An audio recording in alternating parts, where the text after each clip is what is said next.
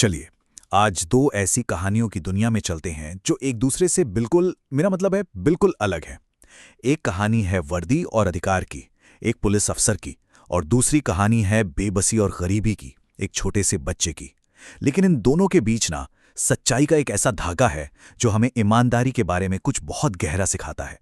तो सबसे पहले आइए इस सवाल पे थोड़ा रुकते हैं कि भाई ये ईमानदारी, इसका असली मतलब है क्या? क्या ये सिर्फ सच बोलना है, या फिर ये उससे कहीं ज्यादा हमारे चरित्र की, हमारे उसूलों की कहानी है? यही सवाल आज की हमारी पड़ताल का दिल है, और इसके जवाब हमें उन्हीं दो कहानियों में मिलने वाले हैं। तो हमारी पहली कहानी हमें ले चलती है राजस्थान, जहां एक पुलिस अफसर थे, विष्णुदत्त बिश्नोई। उनकी कहानी इस बात की एक जबरदस्त मिसाल है कि जब अधिकार और ईमानदारी एक साथ आ जाते हैं तो समाज कैसे बदल सकता है। सोचे, उनके जाने के बाद ये शब्द किसी एक इंसान के नहीं, बल्कि पूरे के पूरे समाज के थे।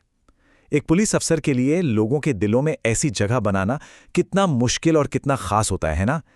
ये लाइनें सिर्फ तारीफ नहीं है, बल्कि उस गहरे विश्वास और सम्मान का सबूत है जो उन्होंने अपनी ईमानदारी से कमाया था। कहते हैं कि विष्णुदत्त जी की पोस्टिंग जिस भी इलाके में होती थी ना, वहां लोगों में एक गजब का सुकून आ जाता था। उन्हें पता होता था कि अब कोई अन्याय नहीं होगा। उनका नाम ही सुरक्षा की गारंटी बन गया था, और यही विश्वास, यही उनकी असली पहचान थी, उनकी वर्दी से भी कहीं बढ़ी। अच्छा, उनका काम करने का तरीका भी सबसे अलग था। वो मानवीय न्याय पर यकीन करते थे। अब इसका मतलब क्या था? इसका मतलब ये नहीं था कि अपराधी को छोड़ दो, नहीं, बल्कि ये कि सजा से ज्यादा जरूरी है इंसान को सुधारना, समाज में एक हार्मनी बनाना और उसकी सोच को बदलना।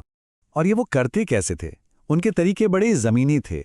वो सीधे एफआईआर दर्ज करने के बजाय पहले दोनों पक्षों को आमने सामने बिठाकर बात करते थे, समझाते थे। और अगर कोई दोषी होता तो उसे जेल भेजने के बजाय कभी-कभी सबके सामने छोटे-मोटे काम दे देते, जैसे कुछ पत्थर उठवा दिए। मकसद शर्मिंदा करना नहीं था, बल्कि एहसास दिलाना था। उनका असली लक्ष्य था उस इंसान की मानसिकता को बदलना। और नतीजा तो चौंकाने वाला था।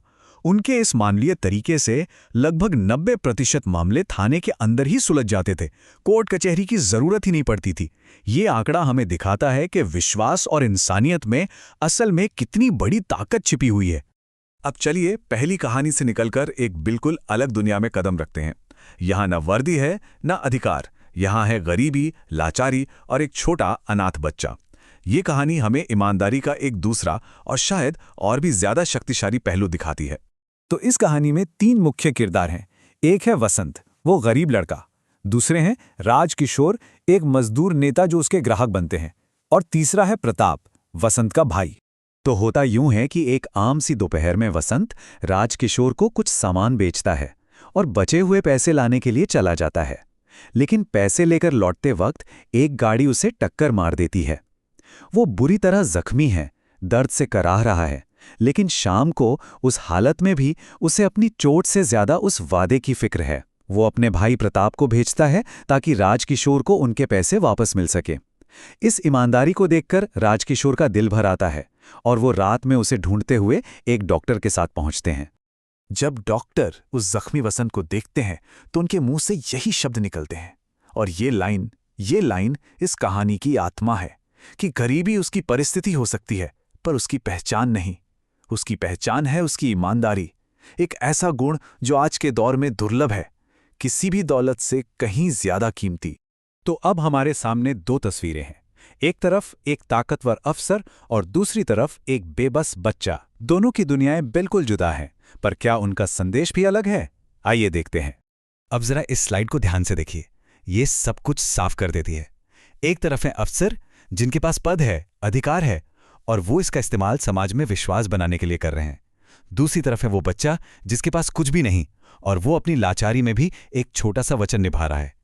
देखिए परिस्थितियां कितनी अलग हैं, काम का पैमाना कितना अलग है, लेकिन वो एक चीज जो दोनों को एक ही जमीन पर खड़ा करती है, वो है उनका मूल सिद्धांत, ईमानदारी। और यहीं हमें अपना जवाब मिलता है। ईमानदारी किसी पद, पैसे या परिस्थिति की मोहताज नहीं है। ये कोई मजबूरी नहीं, बल्कि एक चुनाव है, एक उसूल है जिसे एक ताकतवर अफसर भी चुन सकता है और एक गरीब बच्चा भी। तो इन कहानियों से निकलकर अब सवाल हम पर आता है, हमारी अपनी जिंदगी में, हमारे छोटे बड़े फैसलों में ये सच्चाई आखिर कहाँ खड़ी होती है? हमने आज जो सीखा वो बहुत साफ है। ईमानदारी से ही विश्वास जन्म लेता है, जैसा अफसर विश्नोई ने हमें दिखाया। बात काम के छोटे या बड़े होने की नहीं, बल्कि सिद्धांत की है, जैसा वसंत ने सिखाया। ये एक ऐसा रास्ता है जो हर किसी के लिए हर हाल में खुला है। और सबसे बड़ी बात, हमारे असली चरित्र की पहचान तब नहीं होती जब सब कुछ आसान हो, बल्कि तब होती है जब चुनाव मुश्किल होता है। और अंत में ये सवाल मैं सबके लिए छोड़कर जा रहा हूं। आज की इस तेज रफ्तार दुनिया में, जहां हर तरफ दबाव है, लालच है, शॉर्टकट हैं, वहां सच्चाई का, ईमानदारी का रास्ता चुनना कितना आसान या कितना मुश्किल है। और उससे भी बड़ा सवाल, जब हम आसान रास्ता चुनते हैं तो उसकी असली कीमत कौन चुकाता है? इसका जवाब शायद हम सबको अपने अंदर ही खोजना होगा।